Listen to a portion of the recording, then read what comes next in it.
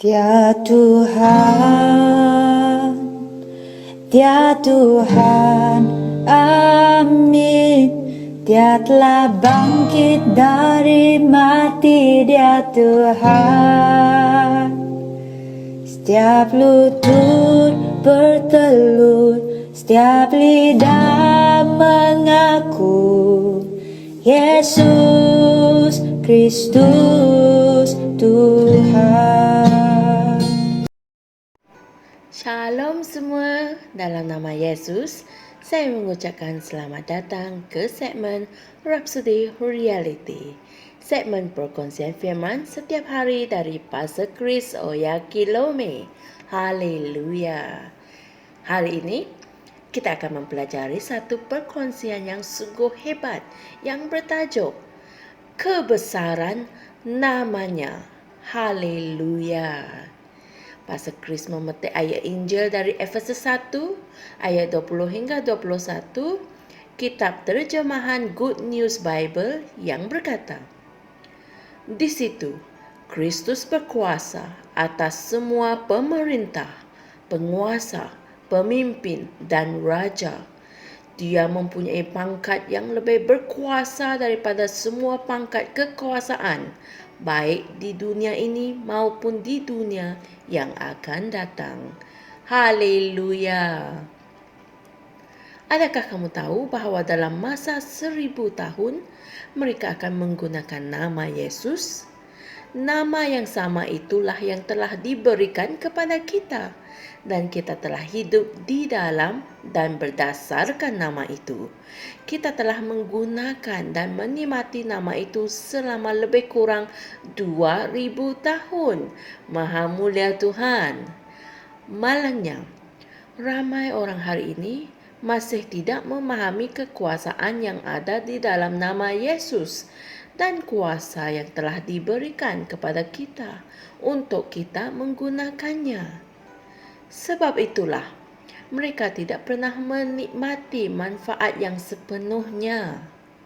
Yesus mempunyai nama yang lebih berkuasa daripada semua pangkat kekuasaan di dunia ini dan di dunia yang akan datang. Amin. Jadi, belajarlah menggunakan namanya. Alkitab Perjanjian Baru, Weymouth, menggambarkan kebesaran kuasanya yang luar biasa, kekuatannya yang tidak terhingga, serta keagungan dan penguasaan namanya.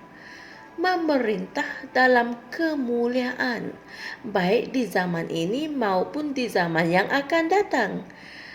Efesus 1 ayat 18 hingga 21 berkata, agar kamu tahu kebesaran kuasanya yang luar biasa, seperti yang dilihat dalam pekerjaan kekuatannya yang tidak terhingga ketika dia memperlihatkannya di dalam Kristus dengan membangkitkan dia dari kematian dan mendudukkan dia di sebelah kanannya sendiri di syurga, jauh lebih tinggi daripada segala pemerintah dan penguasa dan kekuasaan dan kerajaan dan setiap gelaran kedaulatan yang digunakan baik di zaman ini maupun di zaman yang akan datang. Puji Tuhan.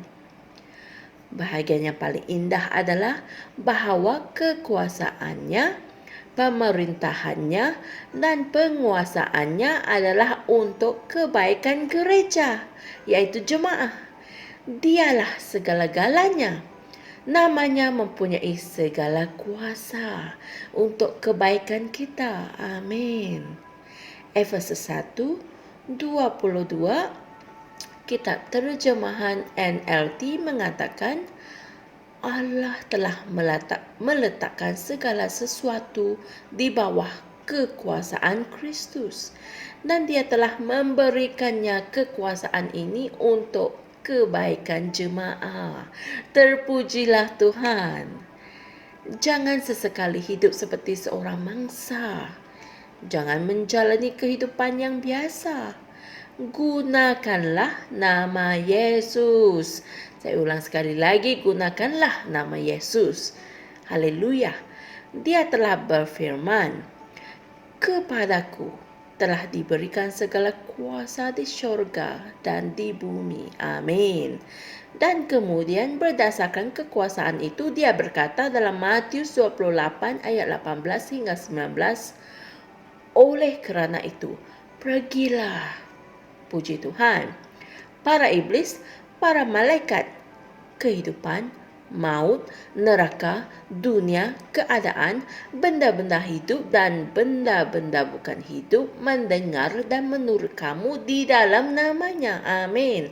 Oleh itu, sedarilah akan kebesaran namanya yang luar biasa itu.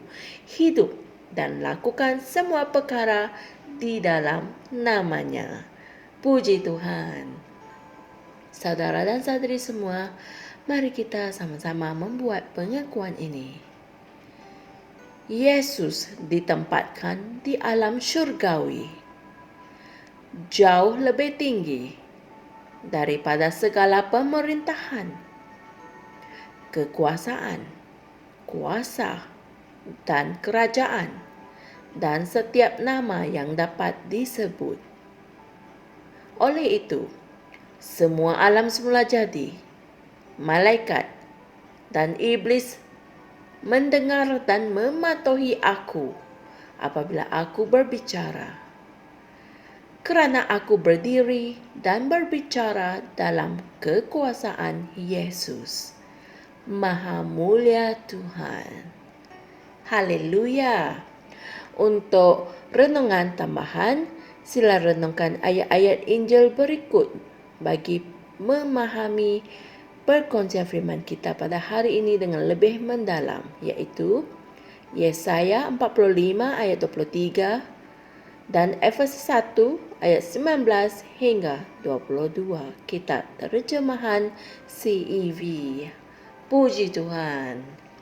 Sungguh hebat perkongsian kita pada hari ini. Dalam nama Yesus, semua makhluk dan segala sesuatu yang di bumi, yang di syurga dan di neraka tunduk pada kita. Puji Tuhan. Dan yang paling indahnya adalah Allah telah meletakkan segala sesuatu di bawah kekuasaan Kristus dan Dia telah memberikannya untuk kebaikan jemaah, iaitu kita semua. Amin. Sedarilah akan kebesaran namanya dan lakukan semua perkara di dalam namanya. Haleluya. Jumpa lagi esok dan Tuhan berkati. Shalom. Kami percaya saudara-saudari semua telah diberkati dengan perkongsian firman dari Rhapsody Reality. Bagi sesiapa yang ingin menjadikan Yesus Kristus sebagai Tuhan dalam kehidupanmu, kamu boleh mengucapkan doa ini bersama dengan saya. Ya Tuhan Allah, aku mempercayai Yesus Kristus, Anak Allah yang hidup dengan sepenuh hatiku. Aku percaya Dia telah mati untukku dan Allah telah membangkitkan Dia dari kematian. Aku percaya Dia hidup hari ini. Aku mengaku dengan mulutku bahawa Yesus Kristus adalah Tuhan dalam hidupku mulai dari hari ini. Melalui Dia dan di dalam namanya, aku mempunyai kehidupan yang kekal.